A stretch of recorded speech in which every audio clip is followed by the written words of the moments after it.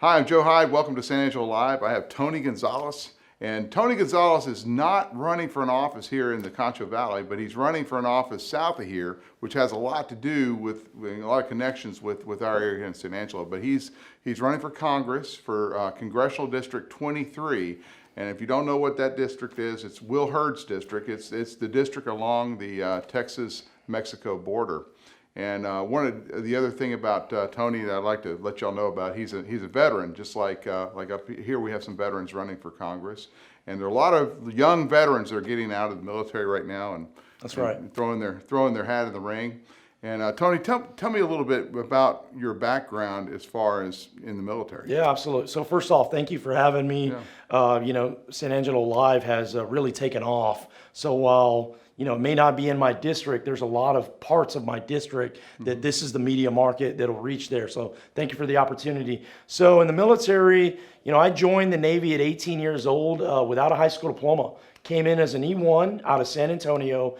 20 years later, I retire as an E9, and I'm finishing up my PhD. So while I was in the military, deployed to Iraq, deployed to Afghanistan, did some time on Capitol Hill as a defense fellow, but my main expertise was cyber. I was a cryptologist. So you went to Goodfellow. I did go to Goodfellow, yeah. Goodfellow Air Force That's Base right. here is where they have an intel school. So you had a couple of classes you took I did, yeah. I spent 6 months. 6 months out of my training pipeline was here in Goodfellow, and I had a great time here. And you remember some of the best restaurants of San Angelo. Yeah, right? Roadrunner Cafe. Matter of fact, on the drive over, my wife was reminding me, she also went to school here for a little bit. And she goes, stop by Roadrunner Cafe. So, of course, I guess that's no more. No more. It's a pizza place now. Yeah. It's a pizza joint. Anyway. All right. So, fast forward into your I guess your administrative political career. It started pretty much in 2016, right when the Trump revolution was taking over. That's right. And you found yourself kind of in the middle of that because you were working for Marco Rubio. That's right. So talk about Marco Rubio and his, how, Sure. He didn't really jump on the Trump train right away. And just kind of explain how all that was going on there in D.C. So I get selected as a defense fellow. I'm active duty still at this time. I'm still a Master Chief. I get selected. I go to Capitol Hill. I'm working for Marco Rubio, full-blown Senate staffer, suit and tie. Everybody's calling me Tony. Nobody's calling me Master Chief. And I ran. Did you demand that people call you by your rank? They didn't even know what the hell that meant. You know what I mean? So they're just like, okay. I was fresh meat for the meat grinder. All right, gotcha. All right. I had Marco's defense portfolio and his national security portfolio. Contributed to his intel portfolio right at the beginning of the new administration. And I tell you what I respect about Senator Rubio is on day one, he pulls all his staff in and he goes, look, I don't care what happened on the campaign trail. I'm a senator. This is a president and we need to work together on it. I'm very proud that on year one of the president's administration, we helped pass the VA Accountability Act. Okay. And what this did, you talk about sensible. This was the VA accountability was a big campaign promise of Trump's. He said we're going to take care of our veterans. So when he says those keywords, this is the package that actually, the nuts and bolts behind it. That's right. Okay. And what's amazing about the president is he's come out and he's delivered on a lot of his promises, and that's one of the promises. So the VA Accountability Act is actually pretty simple. What it does is it allows the VA to fire employees that aren't doing their job. Right. It's kind of incredible that you would need to have a bill in order to do that, but for decades, the VA was shackled your by job. You had your job, and you couldn't get rid of your job. So let's say we have somebody that this waiting list, in Arizona a couple years back, where people were literally dying on the waiting list. Well, you couldn't do anything about some of those administrators that were overseeing it because of all the bureaucracy. President Trump cut right through all that. It was very exciting to work with him and his team from the Senate side to get that passed. All right, so you kind of transitioned along with the Trump train, so to speak. But back then you didn't really know that, we were thinking, well, he could be a Democrat, a wolf in sheep's clothing kind of thing. So you kind of, rode that wave, and he turned out to be a good bet. The president has delivered time and time again that I don't think anyone else could have delivered on. I'll give you an example. Moving the embassy to Jerusalem. Yeah, who's done that? Who could have done that? I was, funny enough, I was an FDD fellow Foundation for Defense of Democracies, and we took a 10-day trip to Israel right around that time. It was October of 18, and there we are in front of the new embassy. There wasn't any riots in the streets. There wasn't any chaos. Everybody that was there was like, we moved it from here to here. Business went on as usual. So that's one example. Another one, who else could have taken out Soleimani? Right. I mean, took him out, arguably the largest terrorist threat in that region. President takes him out, doesn't blink, and what happens? We are all safer for it. And one of the things about the Soleimani strike was, since Desert Storm, our defense policy has been to take out the leadership. Sure. To target the leadership first, and that way, if we get rid of the leadership, maybe we don't have to fight these long, drawn out battles. Yeah. But let's talk a little bit about your district. Congressional District 23 is a weird thing because you got some urban San Antonio, you got the border towns of Eagle Pass and Del Rio, all the way out there to kind of like a West Texas Alpine area. And Will Hurd, fellow Aggie and a good guy, he did his best out there. Yeah. And one of the things that Will Hurd brought, and he was talking technological advances along the border and things like that. But he never really was on that immigration, let's stop the illegal immigration thing, or he didn't express it that way. He expressed it more in a technocrat's way. How do you feel about border security? And realize, in these border towns, you have families that are across border, So talk about that. How are you going to work that? That's a difficult problem for your district. Oh, no doubt, no doubt. And it's a problem that on the campaign trail, I'm hearing over and over again, regardless of where I'm at. I was just in El Paso this past weekend, and I went and visited the wall yet again. The old part, the old fence part, the new wall part, to kind of, have that discussion on it. And this is what I will tell you, is security is at the heart of everybody's concern, okay? My approach has been, do we need a wall? Absolutely. Right. But that's not enough. One, we have to cut to the root of the problem. As a congressman, there's things that you can do. One is close the immigration loopholes. They could do that today. Another one... And the immigration loopholes are things such as coming across the border, declaring asylum. Sure. And then now you're no longer an illegal immigrant. You're classified as an asylum seeker, and you can go to North Dakota and hang out for your court date in 2 years, right? Yeah, exactly. What is happening is essentially everybody knows these loopholes. So what they're doing is really exploiting the process. Right. And honestly, watering down that asylum process. I guarantee you, there's people that legitimately are seeking asylum, but because you got everybody falling in that category, you're losing some of the luster. Here's the other thing too, is we have to end sanctuary cities. It's ridiculous. I live in San Antonio. It's ridiculous to have. Has San Antonio declared itself a sanctuary city yet? It had, years past, and there's others across the state. And I look at it from a federal standpoint.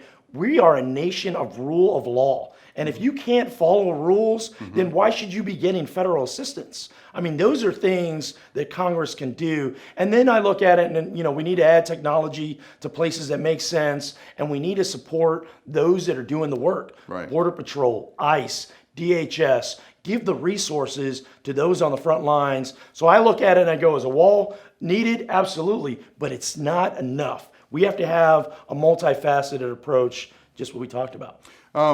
Drugs come across the border. They impact Odessa. They impact San Angelo.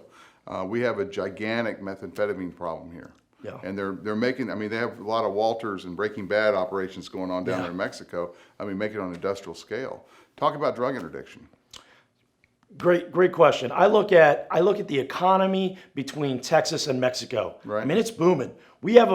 Texas and Mexico have a very unique bond that go well beyond that border, culturally, economically. And I go, how can I strengthen that? Right? So what is happening is these cartels have controlled a lot of these industries, whether that's limes and avocados or whether that's construction, you name it. So what they're really doing is the cartels are preventing Texas and Mexico having an even further economic development. Okay. If I'm a business owner and let's say I want to invest in Mexico, but if I have to go through the cartels to do that, I'm going to be leery of putting my money in there. Imagine if we were to get rid of that and you had more legitimate companies. That would bring more economic opportunity here beyond the drugs. I mean, beyond, is it impacting us? Absolutely. But I look at it from not only from a social standpoint, but also an economic. It's a very real economic deterrent that is preventing investment. I believe it was post-Civil War. President Grant sent, or it might have been Johnston and Grant, sent General Sheridan down with the cavalry to the border. So what do you think about using our military at the border? Look, my expertise is in national security. I've done that my entire adult life. I fought in Afghanistan, fought in Iraq, fought all over the world. Border security to me is national security.